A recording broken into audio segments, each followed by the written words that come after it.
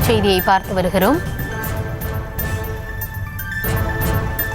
திருவாரூர் மாவட்டம் திருத்துறைப்பூண்டியில் திருமணமான 3 மாதத்தில் கணவன் மனைவி தற்கொலை செய்து கொண்டிருக்கிறார்கள்.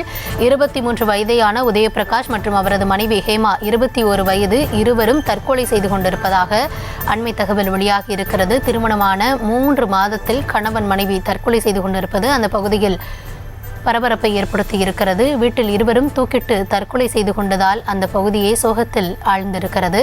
உதயபிரகாஷ் சண்டையிட்டதால் ஆத்திரமடைந்து ஹேமா தூக்கிட்டு தற்கொலை செய்து கொண்டதாக தற்போது தகவல் கிடைக்கப்பட்டிருக்கிறது. ஹேமா தூக்கிட்டு தற்கொலை செய்து கொண்டதை அறிந்த உதயபிரகாஷும் தற்கொலை செய்து கொண்டதாக தகவல் வெளியாகி இருக்கிறது. திருமணமான 3 மாதத்தில் கணவன் மனைவி ஆகிய இருவரும் தற்கொலை செய்து கொண்ட நிகழ்வானது அந்த பகுதியில் சோகத்தை ஏற்படுத்தி இருக்கிறது.